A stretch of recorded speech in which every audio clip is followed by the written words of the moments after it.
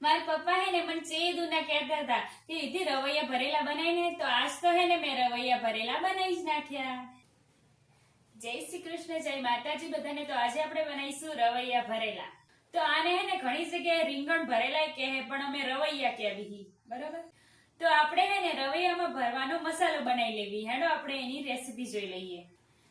તો આપણે એક બાઉલની અંદર આપણે 1 કપ જેટલો ચણાનો લોટ નાખીશું. અહીંયા મેં 3 ચમચી જેટલા શેકેલા સિંગદાણા લીધા હે, ઈ નાખી દઈશું. તો હવે એની અંદર આપણે નાખીશું થોડી હળદર, 1 ચમચી મરચું અને સ્વાદ પ્રમાણે મીઠું. અડધી ચમચી જેટલો ગરમ મસાલો નાખીશું. અડધી ચમચી આમચૂર પાવડર અને 2 ચમચી જેટલો સોલેલો ગોળ નાખી દઈશું. હવે બધી વસ્તુને મિક્સ કરી લઈએ. તો હવે એની અંદર આપણે 2 ચમચી જેટલું મોવણ નાખીશું. હવે મોવણને ચણાના લોટ હારે રીતે મિક્સ કરી લઈશું.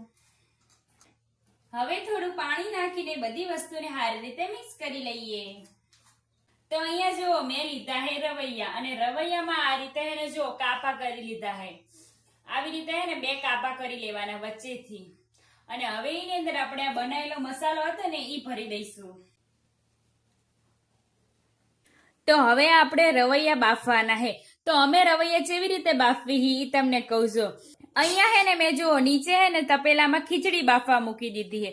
હવે એની ઉપર આપણે આ કાણા વાળું સીબું રાખી દઈશું. અને હવે એની ઉપર આપણે આ બાફવા માટે રવૈયા મૂકી દઈશું. આ રીતે આપણે બધા રવૈયાને ગોઠવી દઈશું. આ જો બધા રવૈયા મેં ગોઠવી દીધા.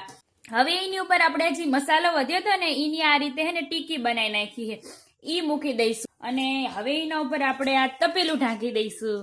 રવૈયા તો આપણા 30 મિનિટમાં ધીમા તાપે ચડી ગયા હે. હવે એનો આપણે વઘાર કરીશું. તો વઘાર માટે 3 ચમચી જેટલું તેલ લઈશું. તેલમાં નાખીશું 1 ચમચી રાઈ, 1 ચમચી જીરું અને થોડી હિંગ નાખી દઈશું. લસણ અને મરચાની પેસ્ટ નાખી દઈશું. લસણ અને મરચા સતડી જાય ને એટલે એની અંદર આપણે નાખી દઈશું મસાલો. થોડું પાણી નાખી દઈશું અને ગરમ મસાલો નાખી દઈશું. તો હવે બાફેલા રવૈયા નાખી દઈશું. હવે બધી વસ્તુને મિક્સ કરી લઈશું. તો તૈયાર હે આપણા ટકાટક રવૈયા ભરેલા.